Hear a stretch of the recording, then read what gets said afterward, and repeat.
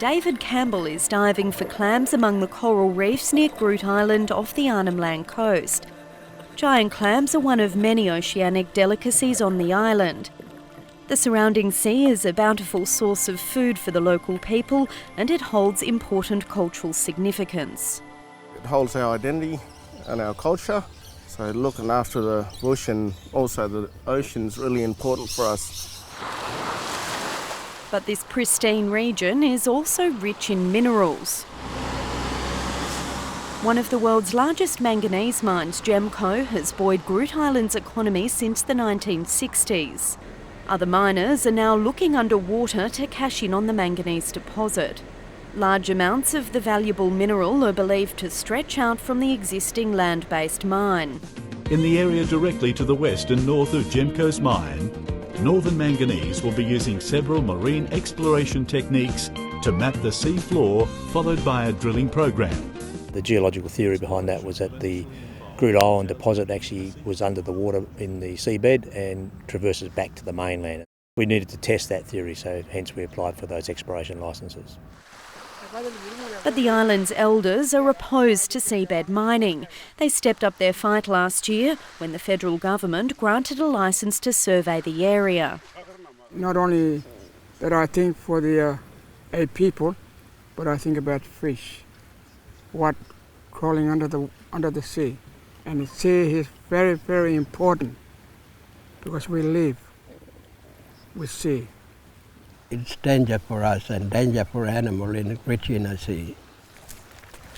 Wanandiliaquan beliefs are intimately entwined with the ocean. Ancient songlines, which represent the movement of creation beings across a landscape, cross between the mainland and the island. The importance of those songlines, and I taught him that travel across from land into sea and to the other side of the mainland of our sea country. Yeah, a lot of songlines, and we sing about maybe a stingray, a jogong, a dolphin, and all sorts of things that rich in here we can sing about. They're worried seabed mining will break the songlines their spirit travels along when they're born and when they die. Just like when you cutting a line, you won't mend that.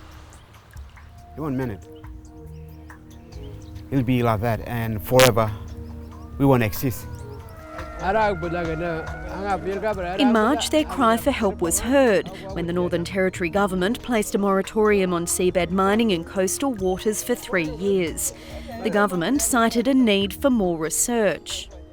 It sort of knocked us back and stopped us from doing any exploration, which was not pleasant for us as a company. It sort of affected the share price, it affected a whole range of things. But we haven't given up.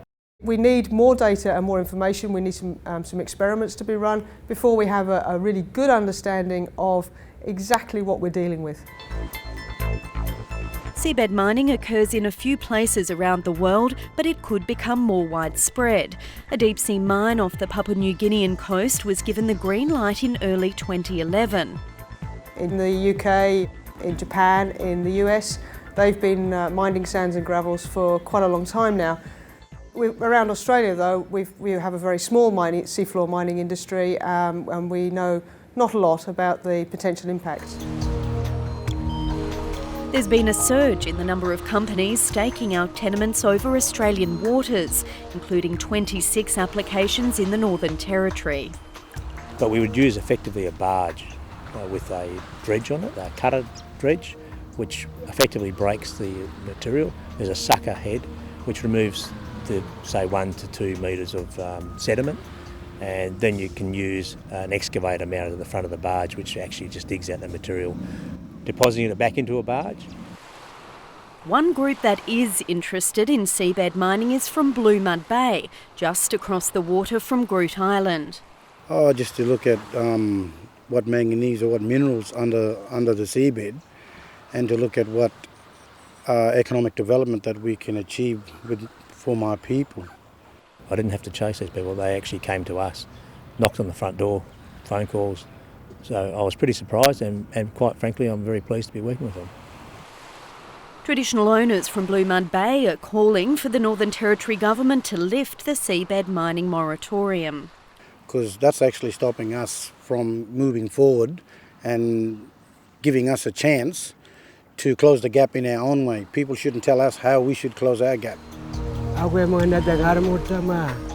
Back on Groote Eylandt, the traditional owners are disappointed, but say they'll continue to try to protect their country every way they can. We're not taking that. We're still going to fight. That's how I feel.